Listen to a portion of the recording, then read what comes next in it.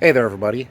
Welcome to another episode of Grateful Trekker. Today, we are going to be waterproofing my tent. It's my Mountain Hardwear PCT2.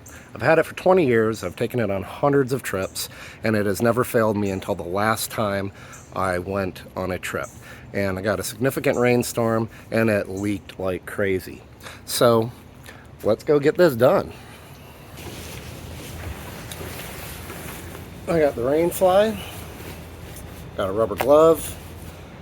This Nikwax is what I use to waterproof the outside. It's a tent and gear solar proofing, waterproofing. It's spray-on waterproofing and UV blocker. So I did that yesterday. I didn't feel the need to film that part because basically I just set the tent up. You just spray it on, you let it sit for 2 minutes, and you take a damp cloth and you wipe off the excess, and then you just let it sit and dry. So there was really nothing to that part. But today, we're doing a little bit more in-depth stuff, and that is, since this tent I've had for so long, it was sealed with seam tape. As you can see, some of the seam tape is still pretty good.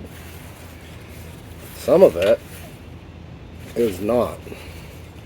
So, we are going to be removing, sorry about that, we are going to be removing the parts that have pulled off away from the tent and are no longer keeping the water out, and we are going to be doing a seam grip seam seal on this. So let's get to it. Alright, so very important. You need to do this outside or in a well ventilated space. Use a rubber glove, and you have to have a good sharp pair of scissors. So we are going to start by removing the old seal. Be careful not to puncture the tarp itself or the rain fly itself. So we're just going to pull this up all the way up here to where we can cut that off. There's the old tape. And here is the exposed seal, or seam. Let's see. We want to get as much as we can. So I can see it's fairly good here, but right here it is not. So we're going to peel this back a little bit more. And we're going to remove this section as well.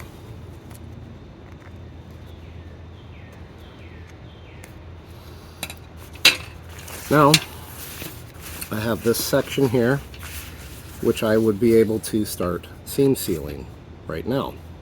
But I am going to go ahead and go over the entire thing and remove all the pieces of tape that I need to seal. So let's do that now.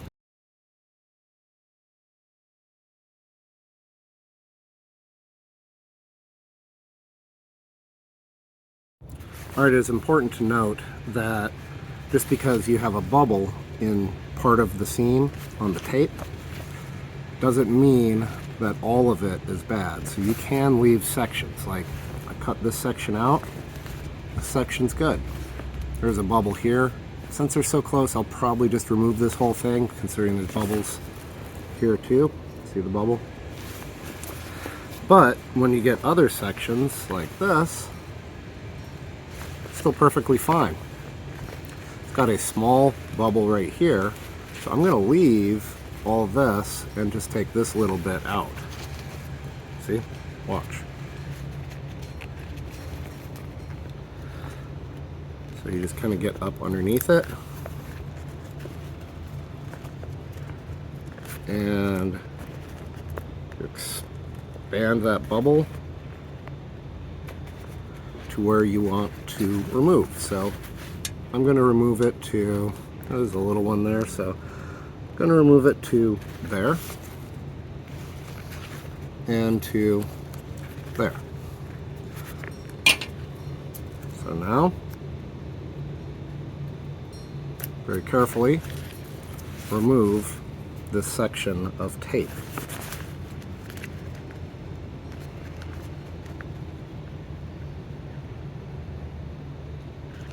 You want to be extra careful. You do not want to cut your rain fly.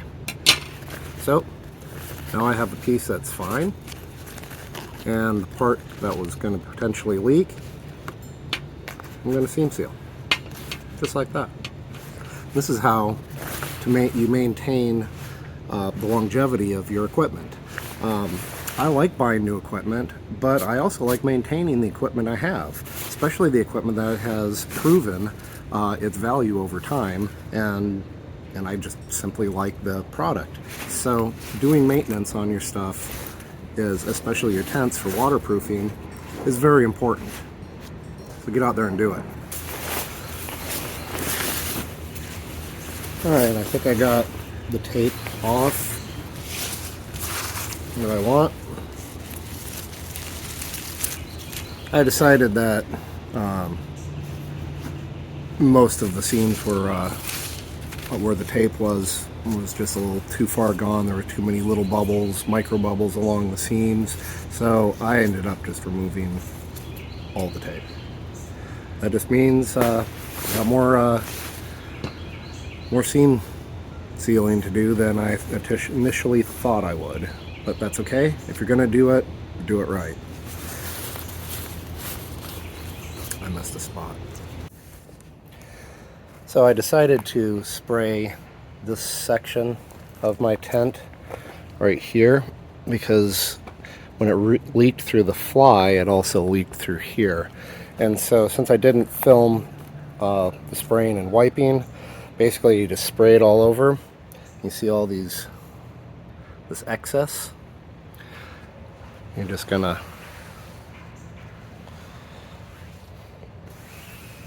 wipe that down. And you're just going to do that over the whole thing and let it dry for 24 to 48 hours.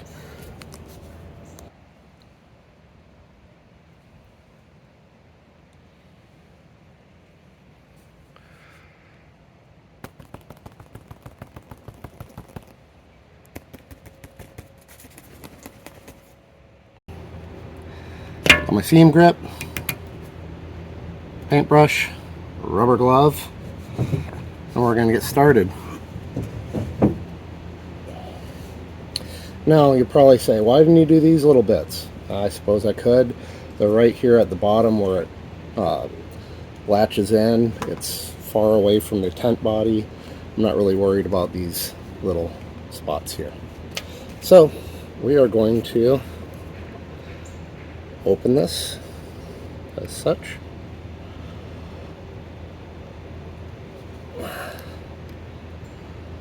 This stuff is goopy. You do not want to get it everywhere. We are going to be putting it on a section. We are going to put the cap back on when we are not using it. We are going to take our brush and we are going to make sure that we are getting full coverage over the entire exposed seam.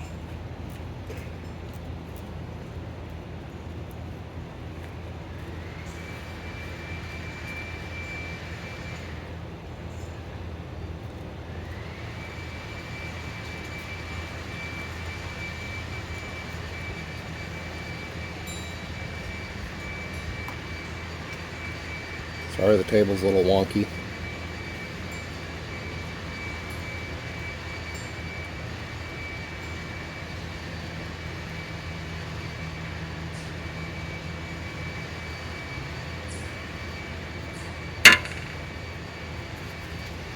Kind of pull it tight while you're doing it. Just make sure you're getting on the seam itself, because that's where the water is going to leak. Because each one of these things has a puncture mark and a puncture hole inside the rain fly, and that's where water wants to come in. Get these junctions right here where we have different fabrics coming in. It's especially good. Alright, so you see the process. Now, I'm just going to repeat that over the whole fly. I'll catch you when it's done. One thing I forgot to mention, before I started doing this, I did take and wipe down the seams with disinfectant wipes just to remove any excess dirt, to make sure I don't have any, just to make sure I have a clean surface to work with. Well, finally all done. I have it sitting here drying.